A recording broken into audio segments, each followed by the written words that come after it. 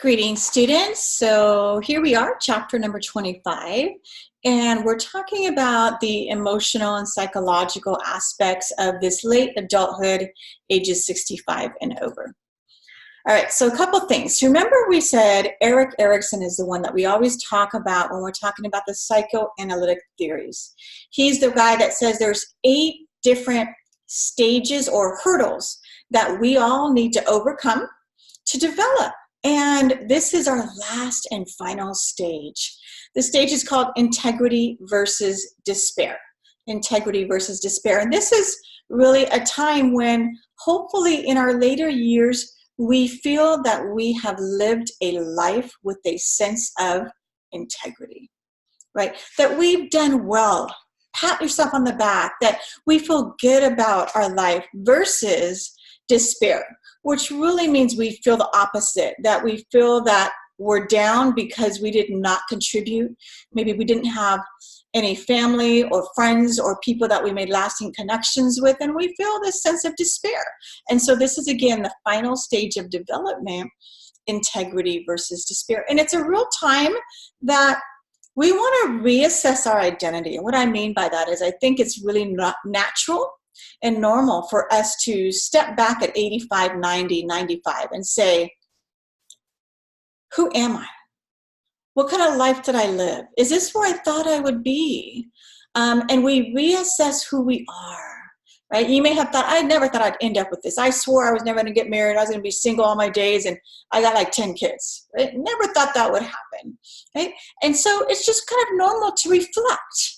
That's why I like the reflection activities we do in human development, because we are reflecting on processing. We're allowing ourselves to reflect and think about and process. Sometimes in the busyness of life, we just do. We go. And we don't get to sit and really take in what we learned today. Whoa, I learned about this trust versus mistrust. Now I totally see why I have issues with trust, right? So process that and unpack it, if you will. And that's what some of what we're doing here in late adulthood as we reassess our identity. Stratification. So this is really fascinating. So stratification is kind of like having layers or levels. Think back to the Titanic ship that sank in 1912. On the Titanic ship, there were different levels of cabins or levels where individuals stayed, and it was based on class. In other words, the poor people were at the bottom of the boat, the rich people were at the top of the boat, hence why most of the rich people survived and the poor people didn't. And what we're saying here is that as we age in this late adulthood, we have these kind of stratifications or levels that can hinder us or impede our development. And they are here. These categories are our age, gender, ethnicity, and income. So depending on where you are with those 4 different things, you may not have the same choices or opportunities as others do. Okay? For instance, looking at the picture on this slide here, I'm looking at twin sisters who are 103 years old. Now again, these sisters are from a rural area in China. They were from an area that is very impoverished or poor. Now think back here 103 years ago, China definitely had the one-child law, which meant that, again, families were only to have 1 child to control population. And so a lot of families, they would, unfortunately, if they had a girl for the first child, that may not have been their desire, and they may actually do something so that they can have a boy instead of a girl, whether that be give that child away, whether it be harm that child, whatever. So the fact that we had twins, 2 girls, that were born 100 years ago in a very poor part of China is amazing, because these ladies were stratified by their 103. So again, the older we are, the more challenges we have, right? Gender. Sexism was definitely alive and well 100 years ago, there's still some of it today, right? Again, these are, an ethnic population who are low income. And so those things can really cause these individuals to not age as well as somebody who is from an upper income level, who's 70 instead of 103, right? Who may come from more of a majority population and have some benefits of that. So let's look at this stratification because it's pretty fascinating. So here we're talking about stratification by gender. There is no doubt that women face challenges that men do not. That's just the way of it. And so looking at this slide here, it says twice abandoned widows. This is what we mean here. In India, there was an old cultural practice called satu. And in this practice, what would happen is when a woman lost her husband, when her husband died, and they went to actually burn his body on a pyre of wood, which was the ceremonial custom, it was fully expected that his widow, his wife, would join him in death. And if the wife did not actually walk into the flames of that fire, his family members were allowed to actually forcefully push her in. Because in the culture, her job was done. As a female, her job was to support her husband and be that helpmate. And if your husband dies, then your role is over. And that was a cultural tradition. Now, again, it is outlawed. Now, today, it may be practiced in some very rural areas, but it's outlawed. However, the opportunities for widows in India are pretty limited. Basically, what they do is this. They are able to go to the temple and to offer up prayers. And in doing that, the community supports them. They put money into their bucket to support all of the widows here. In a sense, they're beggars. They're dependent on a community. And so what we're saying here is these widows are twice abandoned because they were abandoned when their husband died. And it's almost now like society is abandoning them again because these ladies do not have a chance to go live with their daughter and help raise grandkids. They don't have a chance to remarry and have a second future or family. Those opportunities are not available. However, for the male, if the male were to lose his wife, he would be fully expected to remarry very shortly. Okay? And so that's what we're saying is with stratification, and in this case by gender being a female versus a male, your choices may be limited. All right, ethnic stratification. So here we see that education, health, employment, and place of residence, they create this large discrepancies in income by old age, right? And especially if we talk about immigrants. Right? So immigrants, individuals who have immigrated to this country may have left behind in their home country their parents, their siblings, their other community members that could have provided some support as they aged.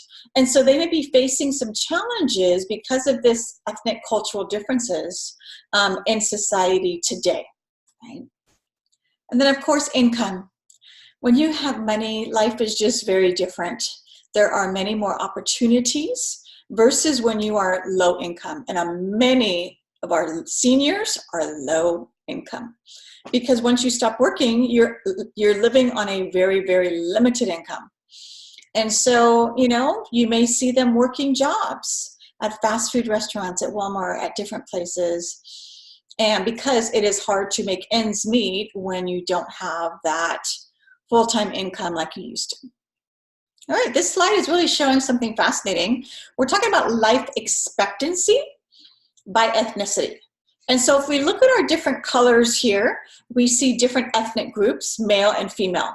And if we look at money, whether or not you're poor, you don't have money, or you're rich and you do have money, either way, it looks like our Asian females are rocking it. Because basically, this category is living the longest, whether or not you're rich or poor. So money is not really much of a factor here, right? And again, I hate to use the term Asian because I feel like that's a term that can include a lot of different groups from Asian countries that are facing different challenges and have different makeups there. All right, working. What we're saying here is that as you get older, excuse me, working is still a positive thing. So most of us think about, I can't wait till I'm like 70 and I can check out. I can retire and I don't have to punch a clock anymore. We're actually going to talk about that. That's maybe not be the way to go. So what is retirement? Retirement is when we stop working. So when you say, okay, I put in my years, I'm ready to stop coming into work, I'm going to collect my retirement benefit or whatever that be. What we know from research, however, it is better for you if you don't completely quit your job.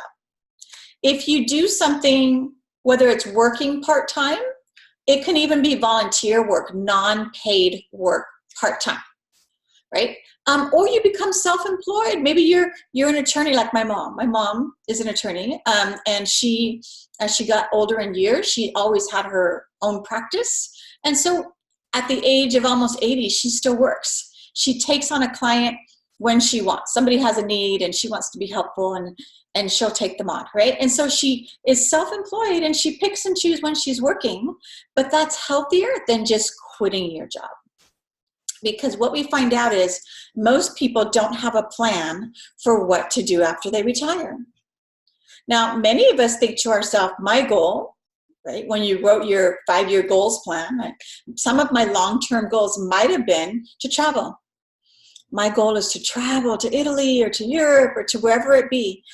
However, that requires a couple things. Number one, it requires money. So you have to have hopefully gone to a lot of college so you can get a good job to make lots of money to save for your retirement so you can travel. Number two, you have to be in good health. Because if you're wheelchair bound or if you have different chronic issues, it is much more challenging for you to navigate the airports and travel abroad and all those different types of things. So we want those two things. So in retirement, what we're going to say is have a plan. We find most men in particular who retire and quit their job within 2 months, they're looking for work because they don't know what to do. You can only golf so much. You can only watch TV so much before you get very bored. Okay, so stay active. Home sweet home. What we know here is that most of our senior population, they want to live in their own home. Right? How many of you would actually raise your hand and say, yes, I cannot wait until I am 80 and I get to move into that nursing home. My long-term goal has been to live in a long-term care facility. None of us think about that, right? Because we want to remain in the house that we have.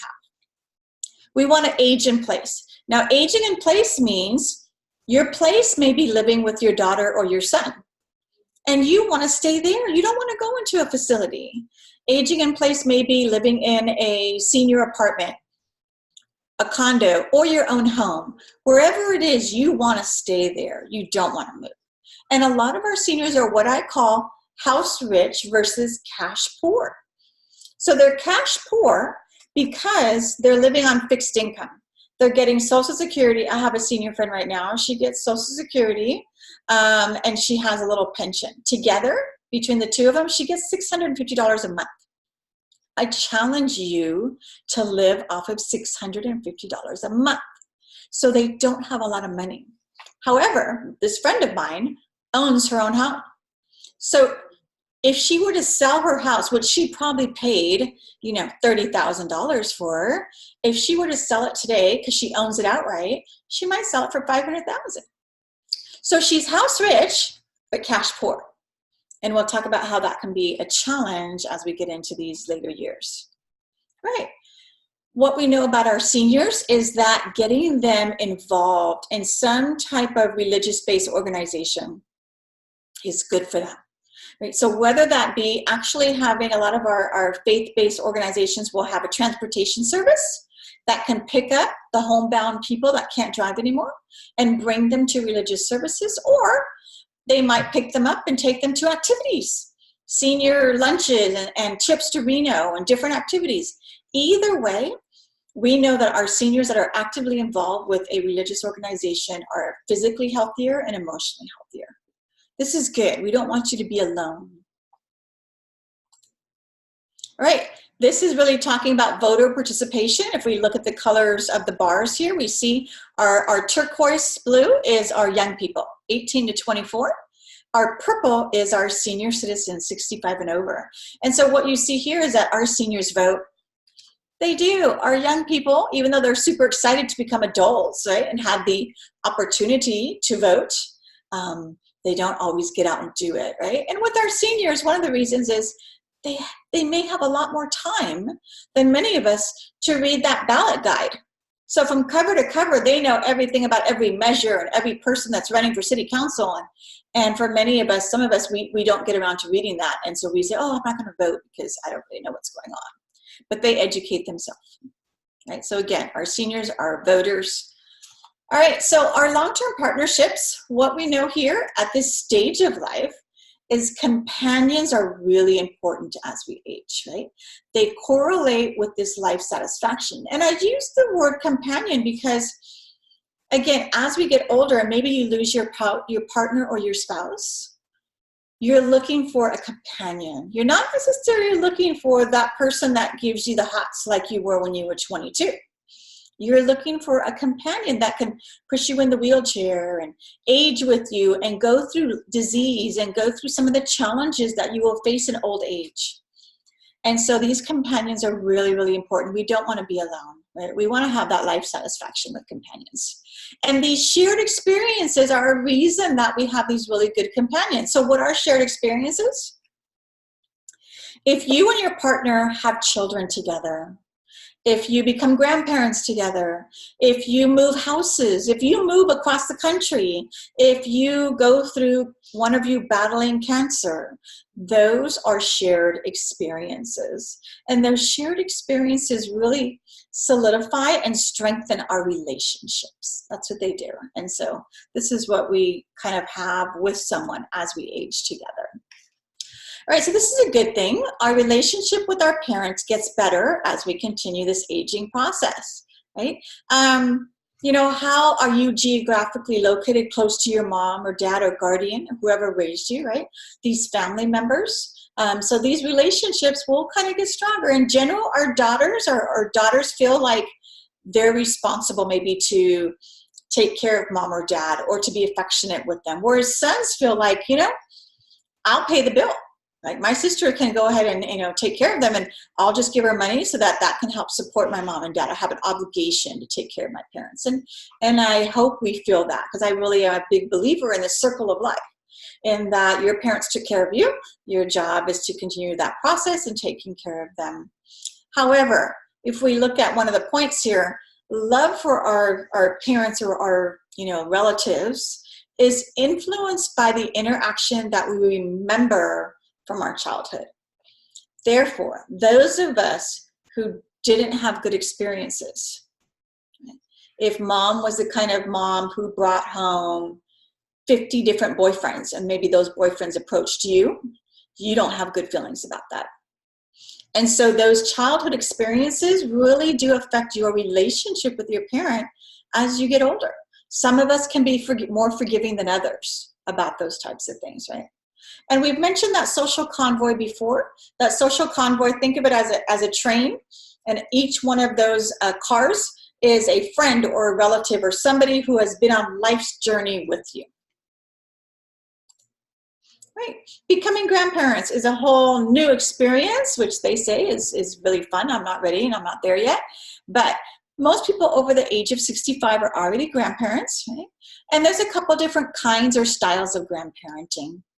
First, we have those remote grandparents, the kinds that are like, you know, distant. In other words, they send a birthday card to your kids on their birthday with money in it, but you don't really communicate a lot. They're not involved in your kid's life.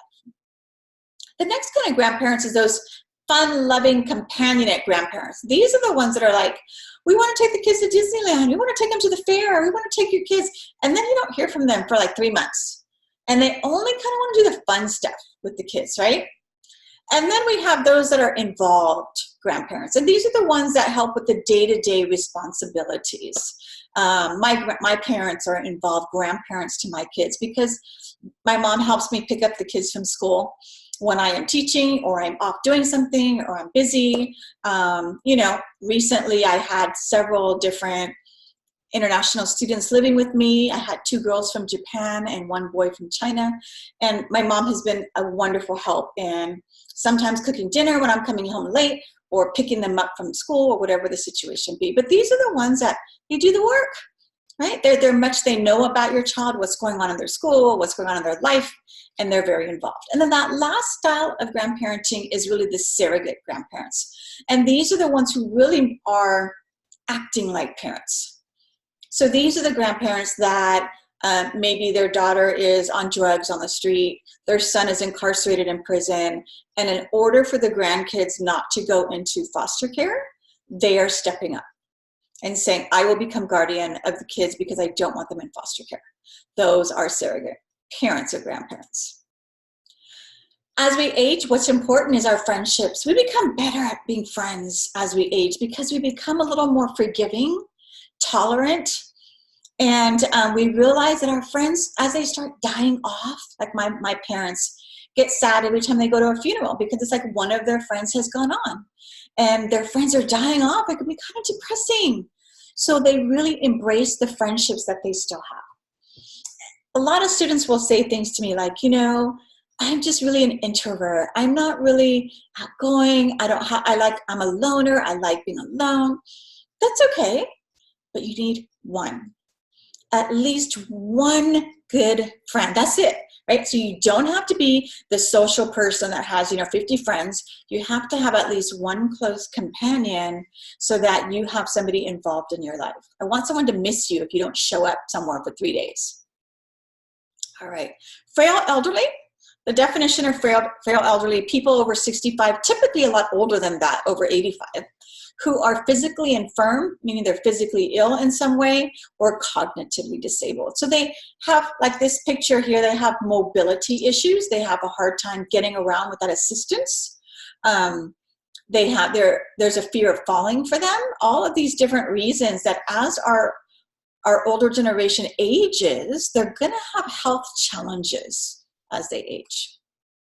All right, so for our frail elderly, we really kind of look at, when we kind of diagnose them or categorize them, we look at two things. We look at ADLs and IADLs.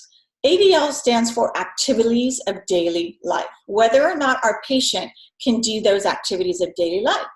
IADL stands for instrumental activities of daily life. If you're going into the therapies, this is something you're really going to see a lot. So by therapies, I mean, if you aspire to work in physical therapy, occupational therapy, speech therapy, all of these different therapies are working with patients that either have had stroke, a lot of car accident victims, and a lot of our aging population, right? And so when we talk about ADLs, we're talking about, can the patient do the things listed here that you and I would normally be expected to do in a day? Can we feed ourselves? Can we go to the bathroom by ourselves? Can we dress ourselves, right? These are activities that we do daily.